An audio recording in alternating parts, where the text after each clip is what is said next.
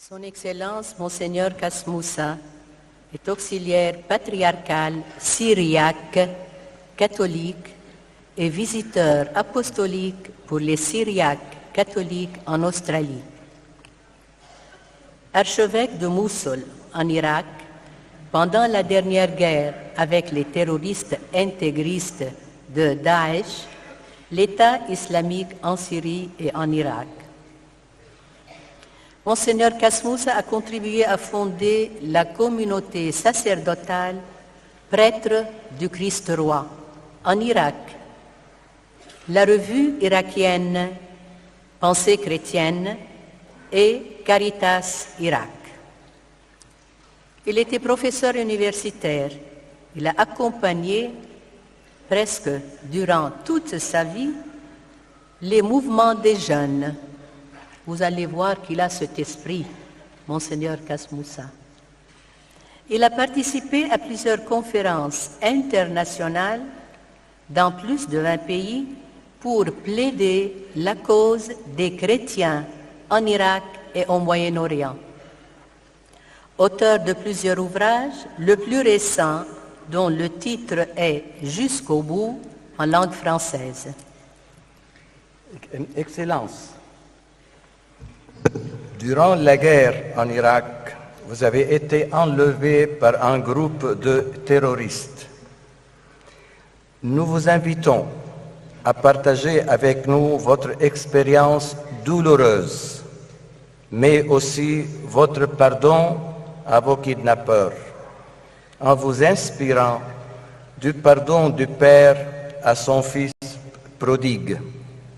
Merci de nous faire part aussi de la situation critique des chrétiens au Moyen-Orient.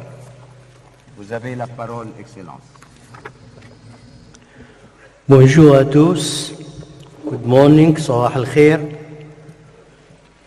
Tout d'abord, je remercie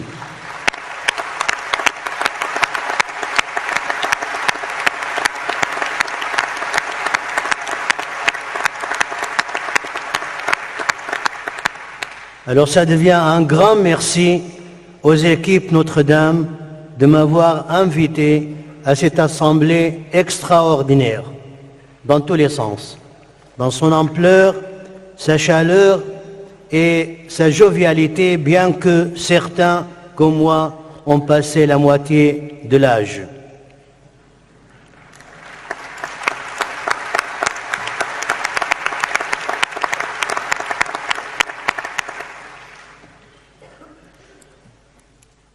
Leur avez-vous pardonné?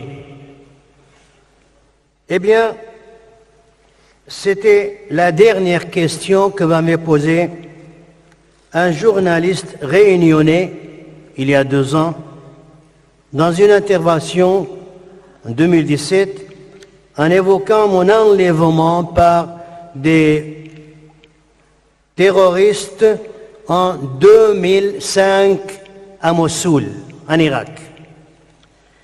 Je lui avais répondu spontanément, oui, immédiatement.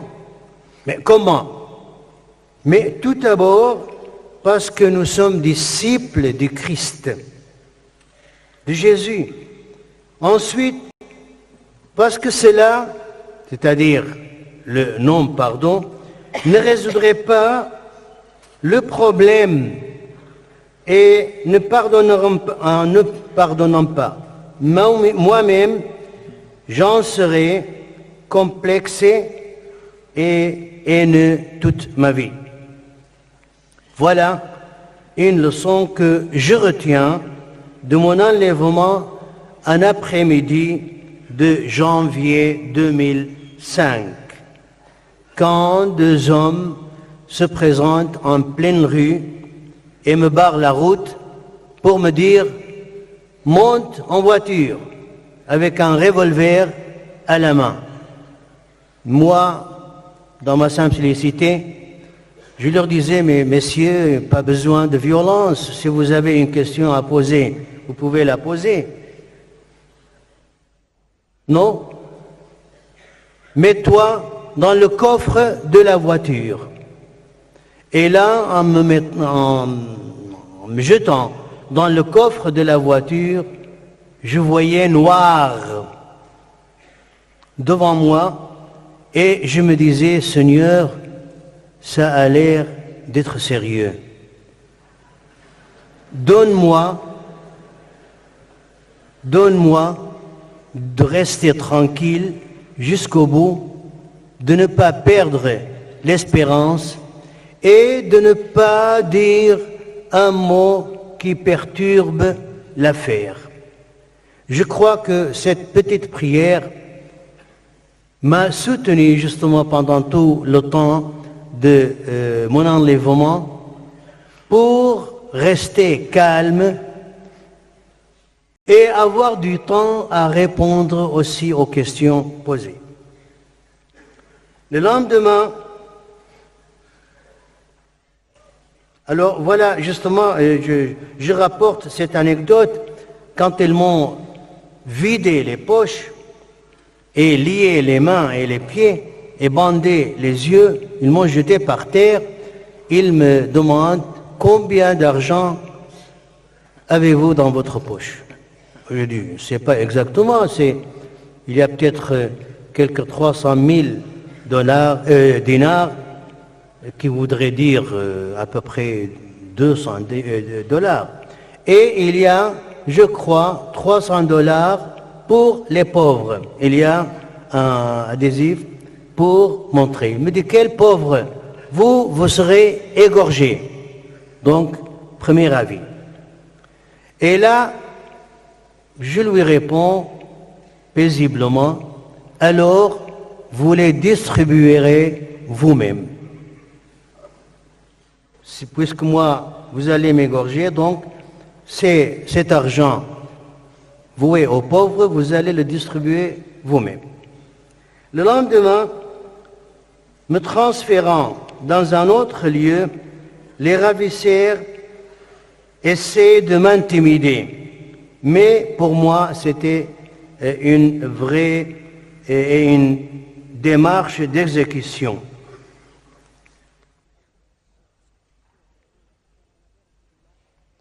Il me dit, si vous avez quelque chose à dire, alors je prends la parole pour un verdict final. Et je dis, j'offre ma vie pour la paix en Irak et pour que ces enfants, chrétiens et musulmans, se mettent la main dans la main et construisent ce pays. Il me dit non, ce n'est pas ça ce que je veux.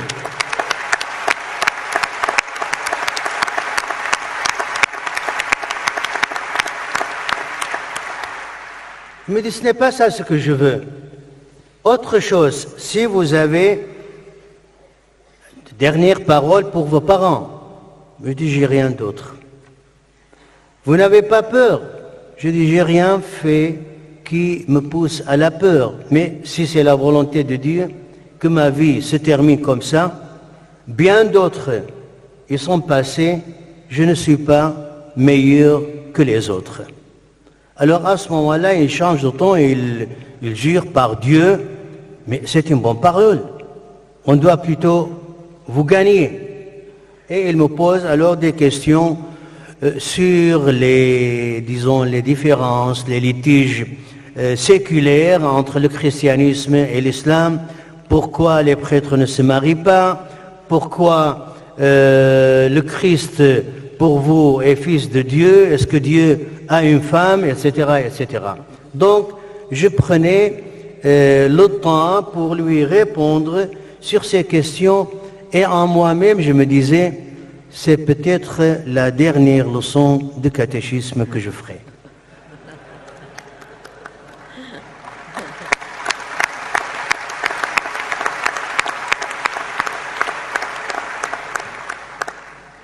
La visite de celui qu'ils appellent leur prince, Amir, mit fin à ma captivité. Parce qu'à ce moment-là, il est venu, il me salue. Abou Flan, père de qui voulez-vous qu'on vous appelle? Parce qu'en Orient, on ne prononce pas toujours le prénom père de qui est-il? Donc, du fils aîné. Je ne réponds rien. Celui qui me gardait lui dit, mais il n'est pas marié. Il n'a pas de fils. Pourquoi? Il dit, il est derviche. Il est, comment dire, un homme voué à Dieu ou bien à l'ascèse. Et là, il me dit, mais qui êtes-vous? Parce que tous les médias parlent de vous. Et même ce pape Jean-Paul II demande votre libération. Je dis merci, tout simplement. Je m'attendais à ce que le Saint-Père lance un appel, mais que les médias internationaux s'occupent de moi, ça c'était mon dernier souci, mais surtout, je ne m'y attendais pas du tout. Et le lendemain, donc 20 heures après la captivité, effectivement, ils me remettent dans le coffre et soi-disant pour me libérer. Mais moi, je pensais que peut-être ils vont livrer un cadavre comme ils l'ont fait pour bien d'autres.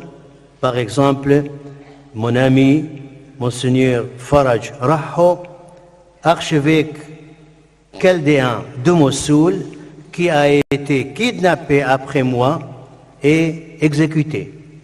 Donc, j'aurais pu y passer moi-même.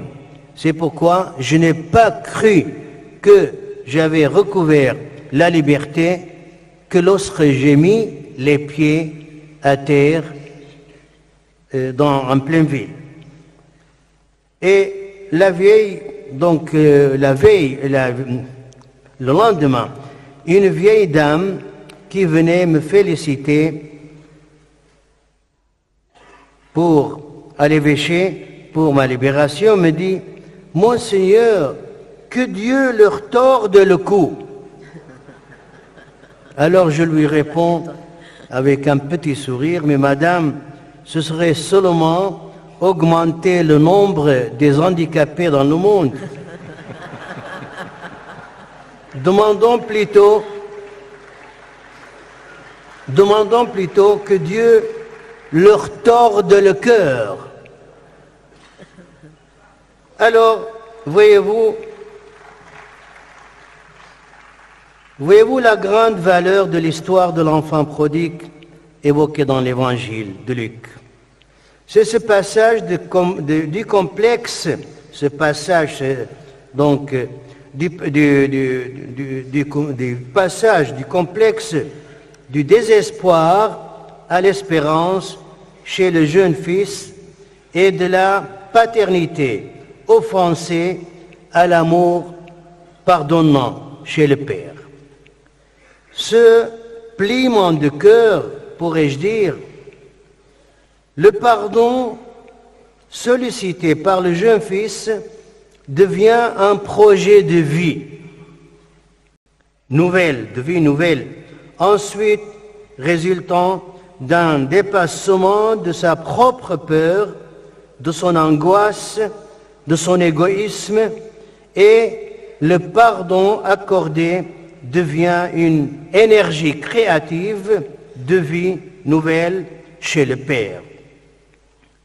Surabondance de bonté et d'amour du cœur paternel, toujours prêt à se donner en lumière et en nourriture pour stimuler un surplus de confiance.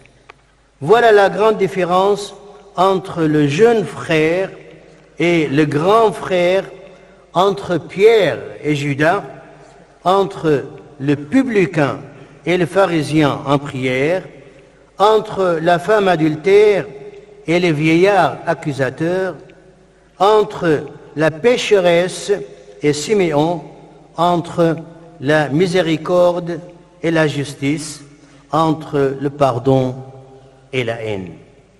Le pardon étant un projet de réintégration à la vie, et la haine une muse de soi en dehors des solutions.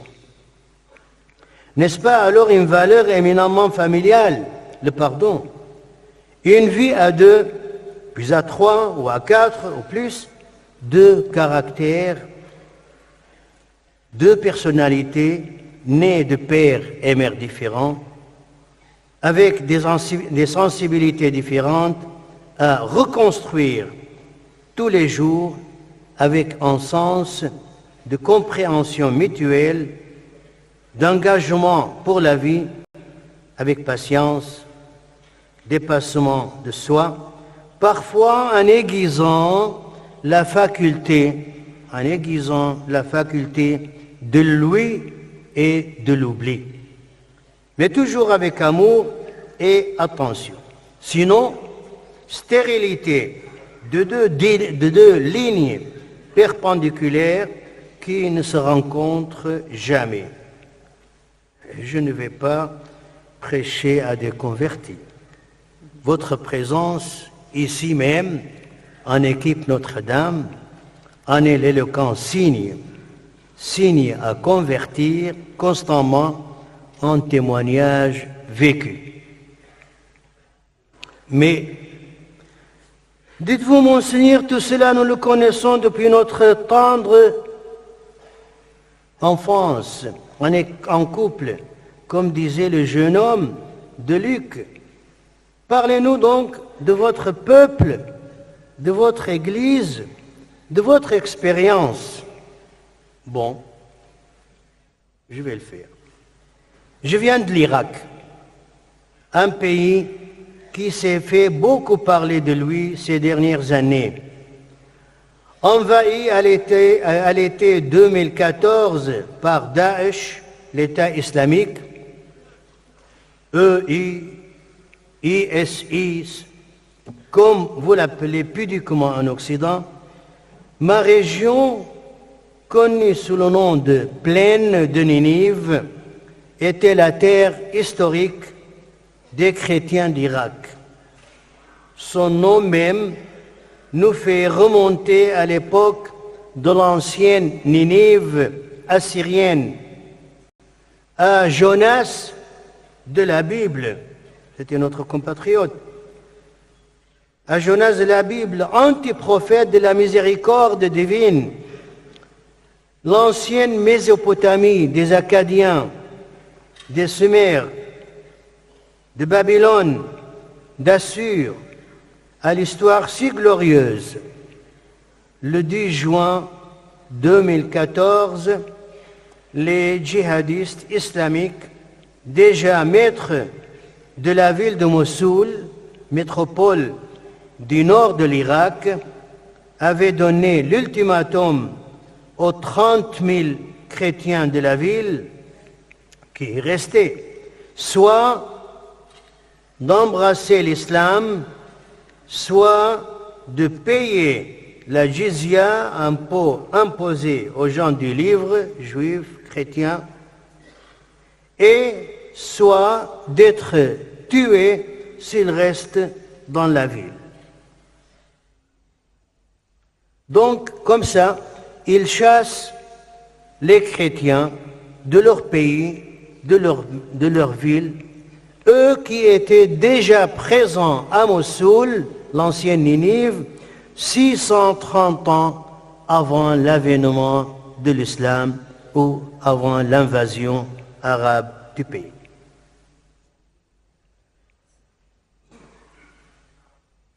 Le 6 août 2014, sous les canons de Daesh, la totalité des 11 villes chrétiennes de la plaine de Ninive, avec les réfugiés chrétiens de Mossoul, soit environ 120 000 chrétiens, ont dû fuir à la hâte leurs maisons, leurs biens, leurs champs, leurs églises, leurs écoles, avec rien d'autre que ce qu'ils portaient sur eux-mêmes, et se précipitèrent en désordre et désarroi vers le Kurdistan, la région autonome de l'Irak voisine de Mossoul.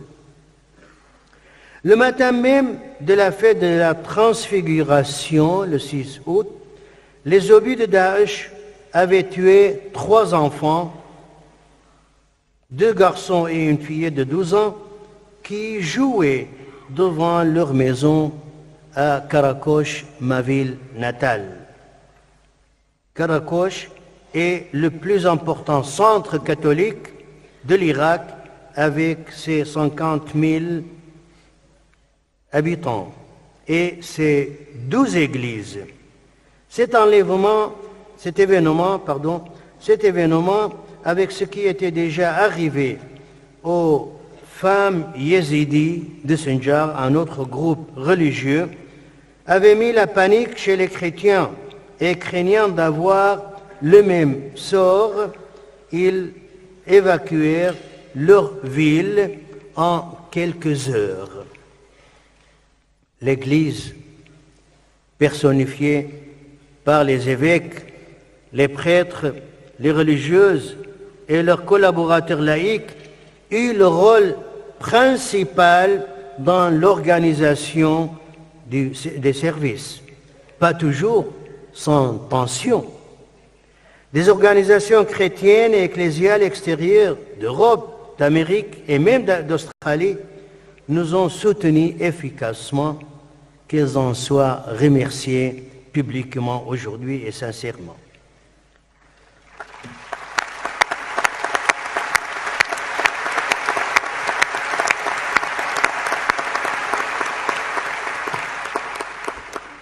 Cet exil dur et amer dura plus de 3 ans. Il déstabilisa beaucoup d'acquis, disloqua dangereusement le tissu social et surtout familial. Il meurtrit l'enfance, mit en désarroi l'avenir de la jeunesse vis-à-vis des voisins, à savoir, et mis la panique aussi, la perte de confiance dans les pouvoirs politiques et la méfiance croissante vis-à-vis des voisins, à savoir les musulmans. Hier, nos hôtes chez nous, aujourd'hui agresseurs au nom d'un islam négationniste, conquérant, destructeur.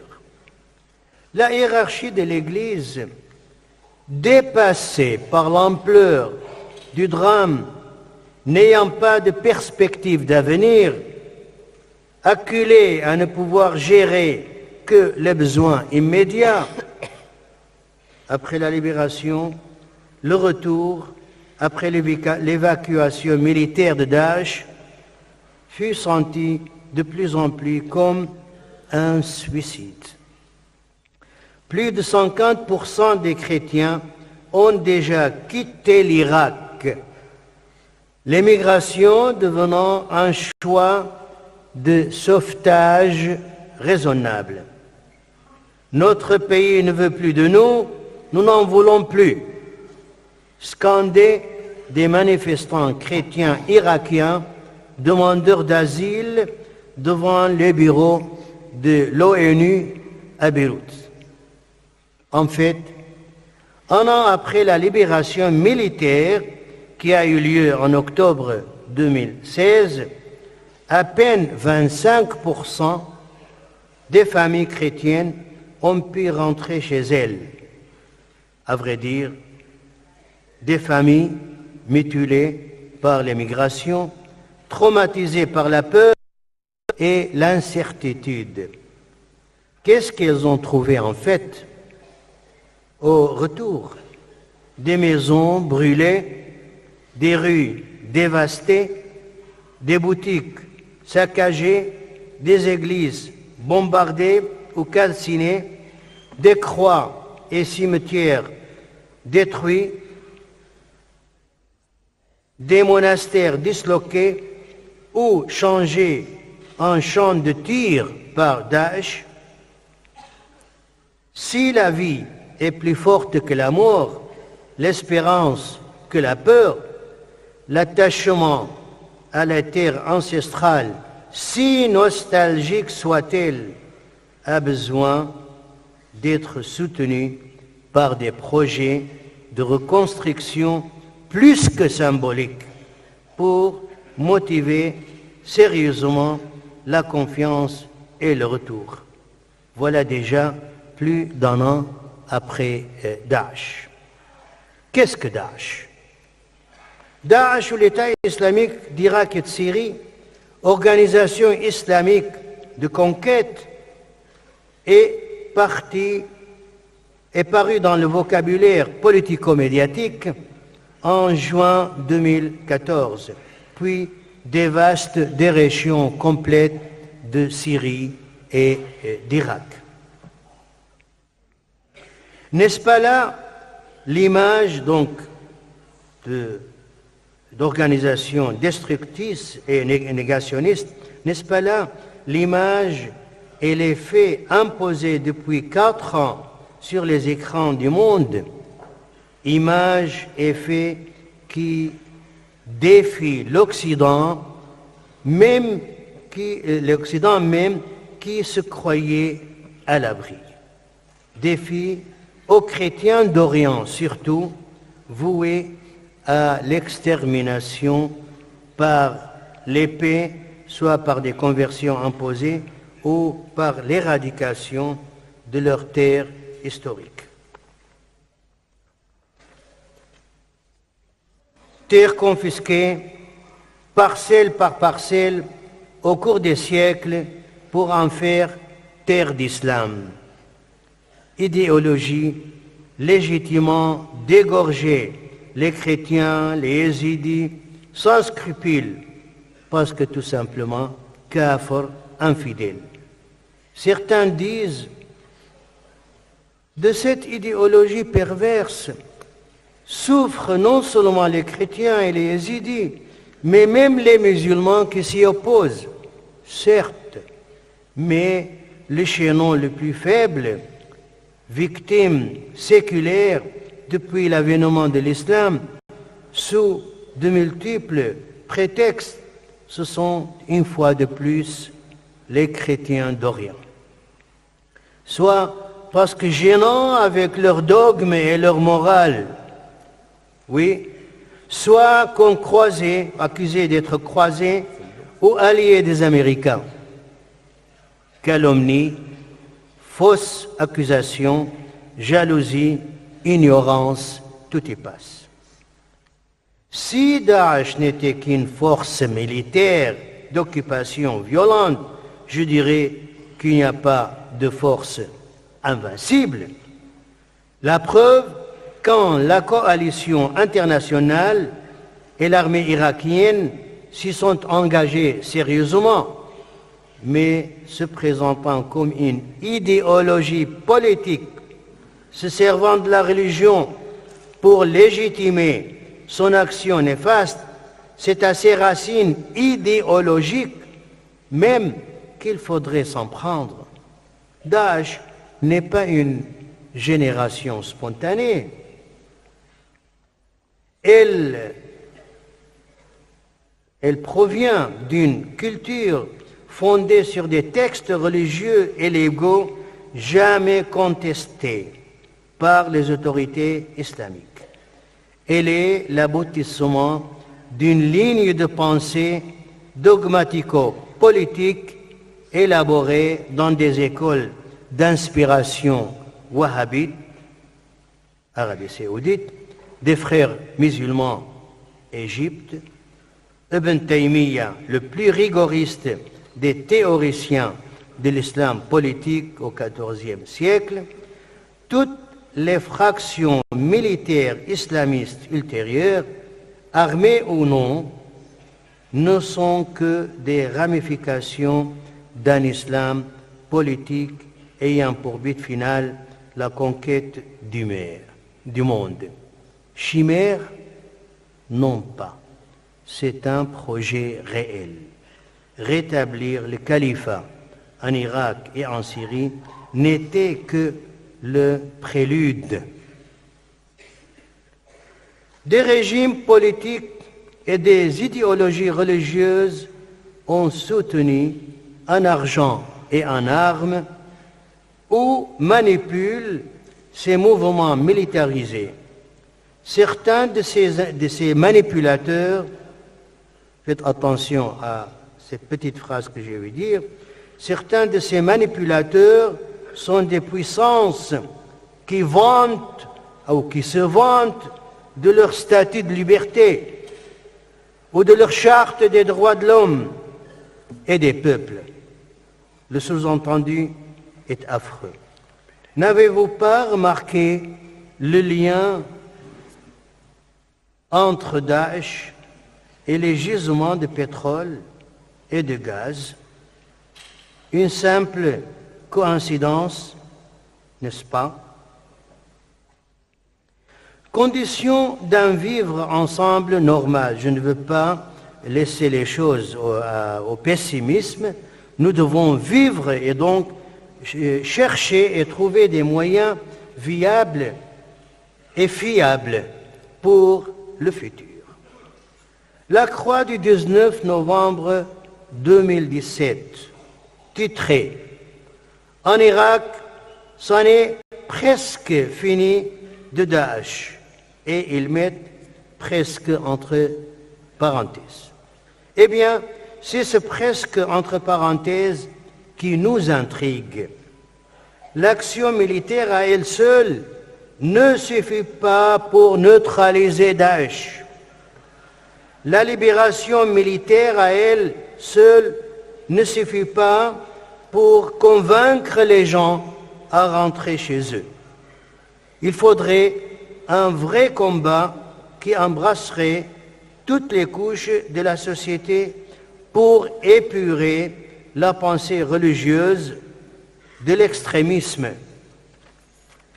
du fanatisme et du négationnisme des autres, celui de la séparation de la religion musulmane du pouvoir politique, une lutte qui rendrait un grand service à l'islam comme religion, pour lui rendre son âme religieuse et son inspiration salvifique et le libérerait ainsi de la manipulation politique qui l'assujettit.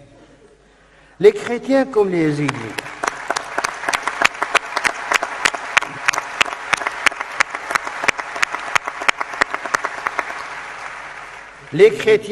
yézidis ont trop souffert de la discrimination séculaire des régimes au pouvoir, suivant ou s'inspirant toujours de la charia musulmane qui ignore ou tolère à peine leur existence comme citoyens de seconde zone. Statut traduit tant de fois dans l'histoire par des discriminations, spoliations ou vexations. Le génocide de 1915-18 par les Ottomans en témoigne éloquemment. Daesh n'a fait que suivre la tradition à Sinjar des Yézidis et à la plaine de Ninive des chrétiens. Ce à quoi aspirent les chrétiens d'Irak,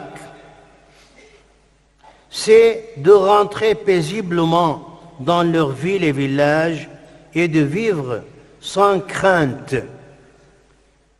ce qui impliquerait un vaste programme de réconciliation de la mémoire blessée et de restauration de la confiance mutuelle par des comités adéquats de sages issus des différentes communautés.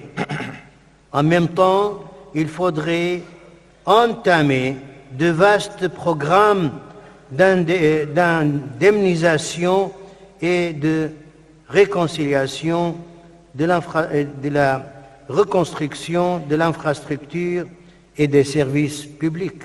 Cependant, ces programmes ne sauraient être efficaces à long terme que s'ils sont soutenus par des lois justes garantissant les droits, les libertés et le respect, y compris celui des cultures et des religions sans favoritisme. Ces garanties doivent nécessairement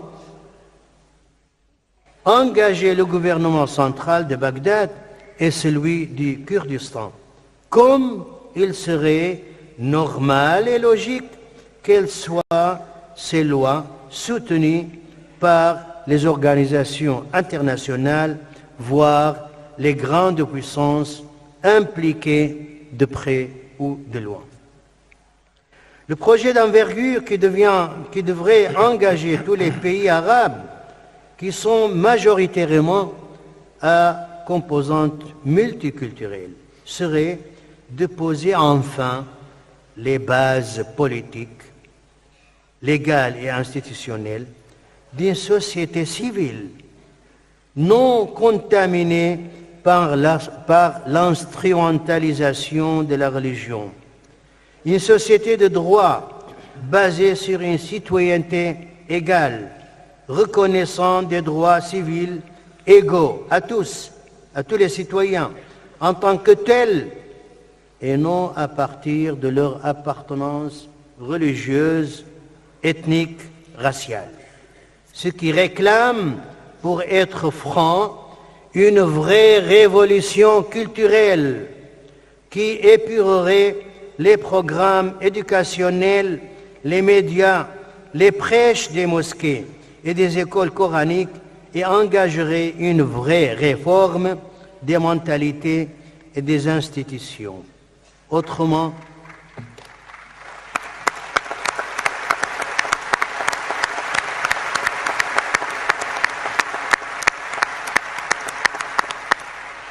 on risquerait le retour du drame à tout moment.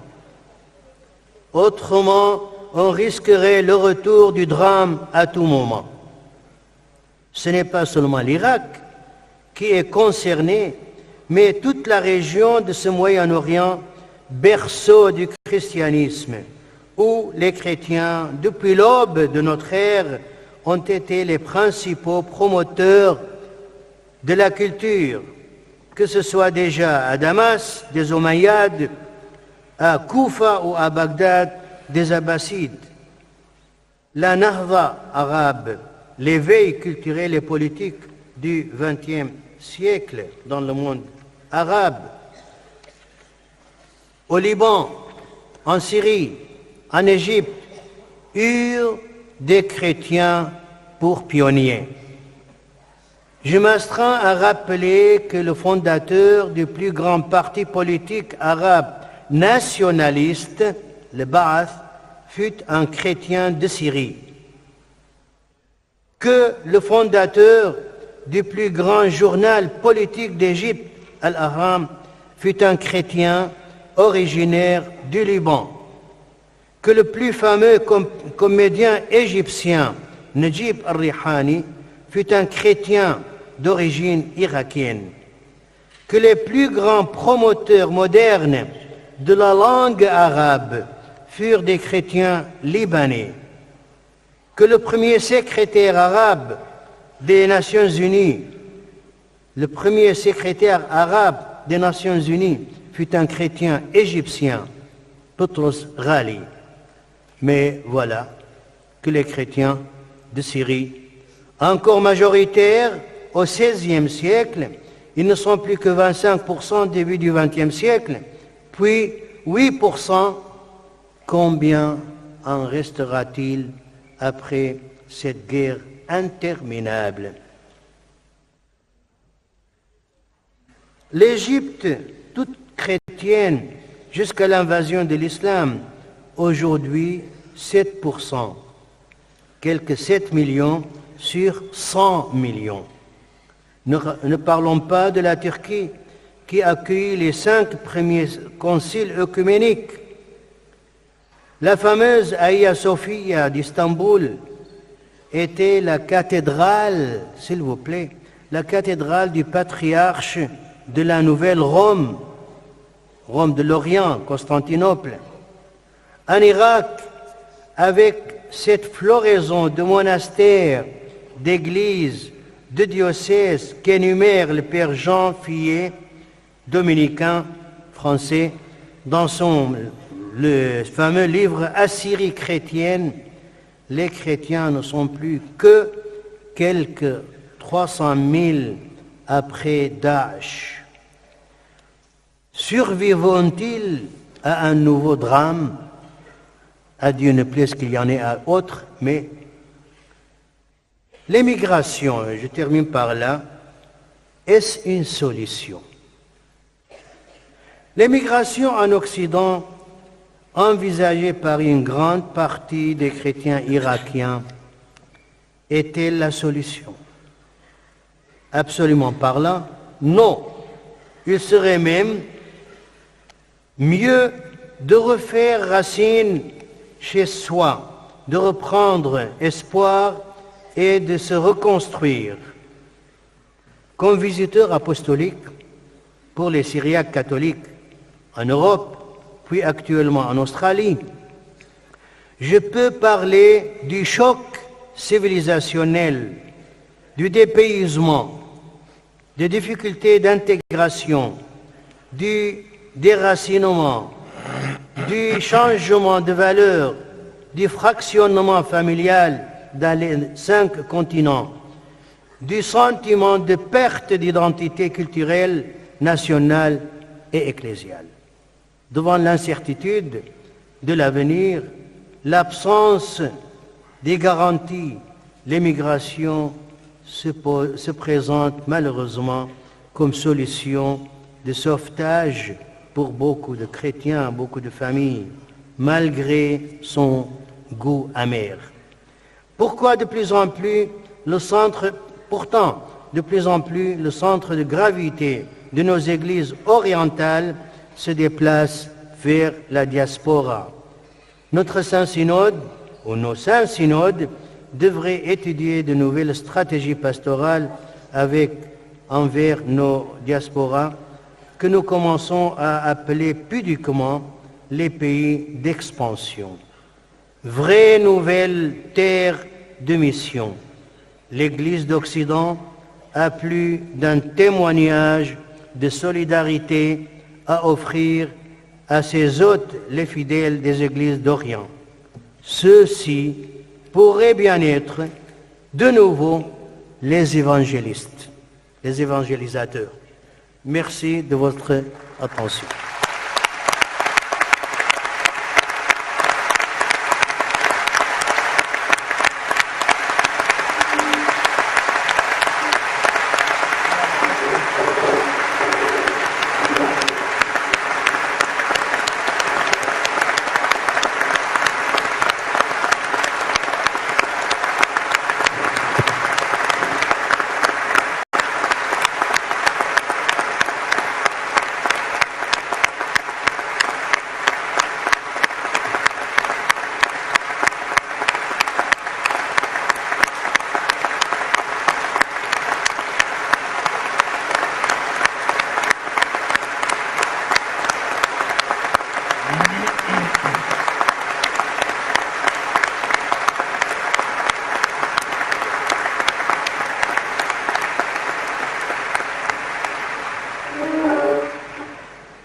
Merci pour votre encouragement et votre soutien, et vous me confondez vraiment. Merci.